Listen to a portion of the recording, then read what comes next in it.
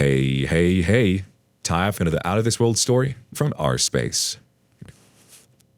Is cheating becoming a new norm? Should people be going into a relationship with the expectation that things might fall apart? If they fall apart, when should we pull the plug? When do we draw the line? Let's discuss that today on our space. Burn unit. How long should we stay in triage after being burned by the ones we love? About a month after the breakup, I'm starting to see it clearly. Me and my girlfriend of 8 years split up last month. It's been a difficult couple of years for our relationship. There was infidelity, couples therapy, depression, trust issues, etc. that plagued our relationship during the last half of our relationship. I definitely broke her trust by lying repeatedly, but I never stepped out of the relationship. We were best friends the year we got together. Good friends for years before that. I told her all of my past, my history of being cheated on and being second best in relationships, my trust issues that leveled my self-esteem, etc. She still cheated on multiple occasions. She had crushes on our mutual friends. I'm back at square one with my trust issues, but I learned a lot in the relationship. For one, I'll be more aware of red flags going forward. I won't let my love blinders keep me from seeing something that is problematic and calling it out. I'll be more assertive in what I want out of my significant other and communicate that better. I won't be the last person to find out that my partner is being unfaithful. This relationship also broke my optimistic view on love. I won't view the next person I date as my soulmate, but rather a potential soulmate. Love takes work. It's not a guarantee. I can't claim someone for life without putting in the work to build that love over time, letting it evolve and grow as needed. As previously stated, I'm back at square one with my trust issues. I've clawed my way back to trusting before, so I can do it again. This will take work on my part and soul searching, but I will get there. If you're reading this and you've been cheated on before or recently, just know that there is a light at the end of the tunnel. Trust issues can be worked out. It just takes diligence and self-love. Don't blame yourself for being duped or staying in a relationship too long. You had good intentions, and some people aren't meant to be faithful. We have to find the people who will be faithful without fail. The only way to do that is to patch yourself up and get back out there. Happy healing, everyone. It's definitely hard to trust after experiencing betrayal like that. What would it take for you to trust someone? Does trust have to be earned? Let us know in the comments below. Update. The audacity of this woman. She cheated on me multiple times. I finally get the courage to tell her she's got to move out. She's been staying at the house for 21 days since I told her she's got to go. She keeps mentioning that I have other places I could go and stay with family, and it wasn't fair to kick her out because she has to move back in with her family in an uncomfortable situation. Why would that be something that bothers me anymore? She's made her decision to step out, and now she's facing the consequences of her actions. I can't keep taking blame anymore for crap she does. Your actions are on you, dude. No one put a gun to your head and told you to be a hussy. You decided, and now I'm deciding to stay here alone. Actions have consequences. I hope she gets the self-awareness to realize that all of this is on her and her alone. If you only have one person who's supportive in your life and you kick that out from under you, whose fault is it when you face split? Edit. Just wanted to address that we rent month to month, so evicting her is probably not an option. I'm going to talk to my landlord to see if he can evict her. Wish me luck, everybody. Update. She started moving out on her own. She was mostly packing while she has been here for the last month. It's a breath of fresh air with every box and item of furniture she moves out. I'm reclaiming my space. I can't wait till everything is moved out and I can start a deep clean of my house. With every day she's becoming less and less of my problem to deal with. Thanks for the advice and listening to me vent, everyone. Here are a couple comments from the community. Careless Welder 4048 says, "Don't fall for this trap. Don't feel bad for her. She made those decisions by herself." Thurasaz chimes in, "She has to move back in with her family in an uncomfortable situation. So she'd rather make you feel uncomfortable?" Diligent Permission 3 says, "Just go to Home Depot and get some garbage bags and pack her crap and put it out on the porch and change the locks and go no contact and be done with it." Update on the progress. Why are you making all these positive changes after we broke up? It made me want to ask why she didn't wait for me to change before finding someone new. I realized I had an issue with my ADHD, so I got treated. I've noticed that I clean more, play less video games, and have a more active lifestyle after the breakup. It's almost like dealing with the emotional stress of a stagnant and dying relationship has a negative effect on someone's mental health. Go figure. I have put so much time and energy in trying to repair a relationship that she didn't care about. This breakup got me to the point to reach out for help, and I'm glad I did. I'm a changed man, and she can't help but think of my actions, changes, as a slight against her. This is no longer my problem. You may be reading this while in a relationship with a cheater or fresh out of a relationship with someone who stepped out. I just want you to know that things have a way of working themselves out. You don't deserve to be someone's second choice. You have value and deserve better than how they treated you. Keep working on yourself and you will find the positive eventually. Life goes on. Let's get a quick comment from the community. Ksin LIM says, I feel ya. It's actually crazy how I literally got in touch with who I am again after cutting that person loose. It's mad. I'm finally having chill conversations with my children like a person I know I am, rather than the broken down human being from before. Sometimes we have to go through situations like this to really see that who we should be putting first and taking care of is ourselves. How can we be in a relationship when we ourselves are falling apart? We can't be there for someone when we can't be there for ourselves. What do you think? Up next, karma can be your best friend or your worst enemy. My ex looks terrible and I'm secretly happy about it. It's been about 3 years since bomb drop day and a little over a year since divorce was final. My ex married his affair partner a month after our divorce. I think the affair started 8 months to a year before D-Day, but I'm not sure. Recently, I saw several pictures of my ex-husband via social media. I don't follow him, but because we share contacts, I saw them. He looks horrible. He's gained a lot of weight and looks older, but therapist thinks it's either alcohol or cortisol weight gain.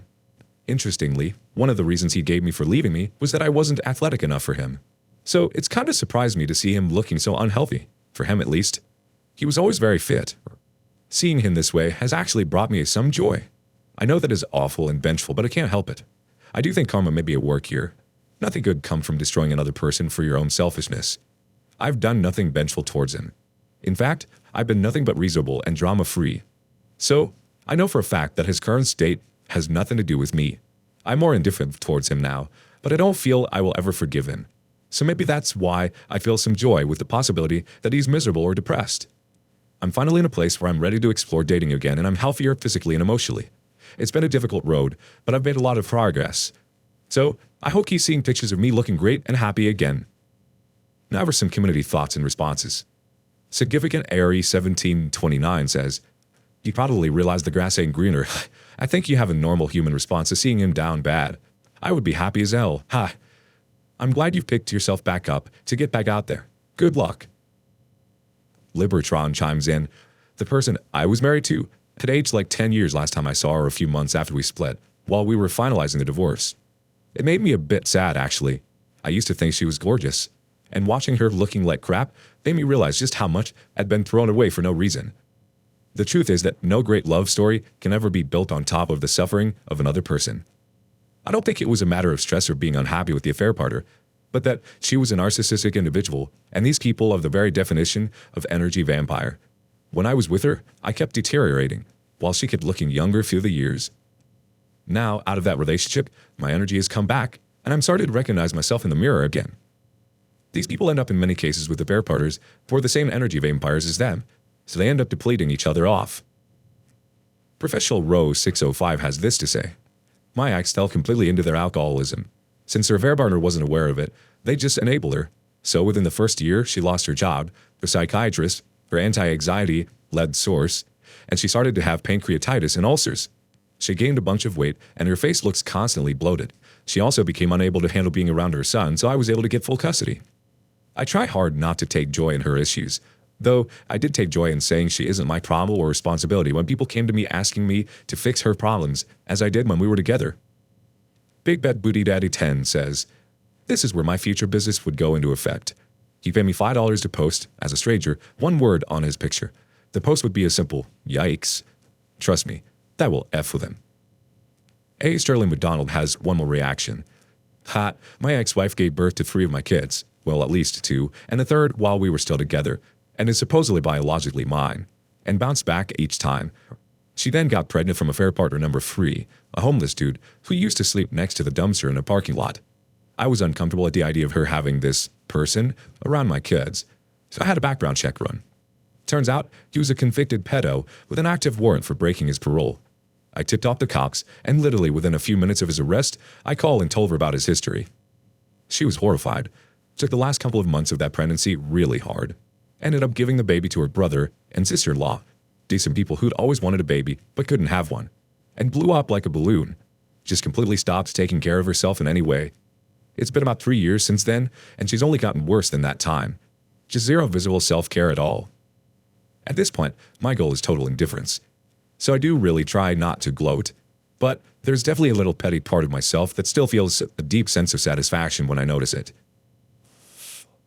The thought that cheaters can be energy vampires and feed off the person they're with is an interesting one. Perhaps cheaters do feed off of their partners in a way because they're so unhappy with themselves that they need to put the other person down just for some type of ego boost. Perhaps they feel undeserving of who they're cheating on and project that onto their partners. Either way, it does seem like justice when you see the person who betrayed you really struggling while you're totally flourishing in your new life without them. When it's all said and done, they don't have anyone to face but themselves. There's no one to project their ugliness onto. Thoughts? Lastly, someone's normal might be another person's nightmare. Some people told me it's normal to cheat while you're in a marriage. I'm emotionally and physically cheated by my husband. He confessed that he likes the affair partner made out with her. No sex as far as I know, based on their texts, many times despite me giving him multiple chances. Some of the people that I confided in are friend 1, 29 male, single, friend 2, 50 female, married with 4 kids, and brother, 31 male, married with 2 kids. Friend 1 told me it's normal to physically cheat on your spouses. He has had one-night stands with married women before. Friend 2 told me husbands normally have a phase where they are just playing around, but the relationship never got serious. Unfortunately for me, I found out about it. She thinks ignorance is bliss. My brother acknowledged that he himself had an intimate relationship, but not physical, with a female friend while my sister-in-law was pregnant with their first child. He said, it's normal for spouses to get attracted to another person, especially in the case of husbands, when they get the attention of a more pretty and young woman, due to wives not being attentive as they were before being pregnant. When I told him that my husband, or soon-to-be ex, and his affair partner also did physical things, he said, yes, it's wrong, but it's normal. According to him, what makes this situation different than mine is that once he was confronted by my sister-in-law, he immediately stopped. If your sister-in-law didn't give me a second chance, then we wouldn't have a second child, i.e., have the perfect family. I haven't decided the chance to speak with my sister-in-law yet. I'm interested to know her side of the story as well. Anyway, it is really disappointing and shocking to hear. Is it really normal? P.S. I'm in the process of managing my emotions and traumas. I'm seeing a psychiatrist. My main concern now is delivering my baby safely, plus getting a calm and stress-free confinement period. At the same time, I have to think of a new living arrangement, how to break the news to my parents about the situation, custody, etc. It's exhausting and I feel so broken. DG Slingshot has some advice. Something can be common without being normal or okay. Drug addiction comes to mind. Suicide, both common but not okay. Not sure what normal actually means, but I'm not sure that's particularly important. It needs to be addressed and corrected, not accepted. The OP replies, thanks for your comment. I agree with your last sentence. When these people are saying to me it's normal, they kind of expect the betrayed to just accept cheating. Plus, my brother actually told me to pass this message to my husband. Crap happens. What the F? Nancy LaFancy says, what the F is right? What is wrong with your brother? My brother and I don't have the best relationship, but as soon as he got a whiff of my husband cheating or even flirting with other women, he beat the living daylights out of him because he knows it's wrong. Pass along to your brother that the internet thinks he's an imbecile. JM Legend 22 wanted to say, it's not normal. You just found 3 people, 2 of which actively participate in infidelity, and another victim of infidelity who just took it. Cheating isn't normal, ever. OP replied, yeah, 3 out of 7. The rest are absolutely against what happened. But to hear some people thinking cheating is normal is very shocking to me. Like the betrayed is just supposed to accept and move on. Yeah, based on the comments, I think normal isn't the right word here. And people should never be complacent. Don't accept anything less than you deserve. Everyone deserves their chance at happiness. And if someone is trying to destroy that or ruin that for you, then they aren't for you. Here's your reminder that there's a beautiful world out there with extraordinary people. What do you think? Is cheating normal? Should it be something we expect to happen in a relationship? And thank you for joining us today on Our Space. Be sure to like and subscribe and hit that notification bell so you don't miss out on our next video. We'd hate for you to miss it. Until next time,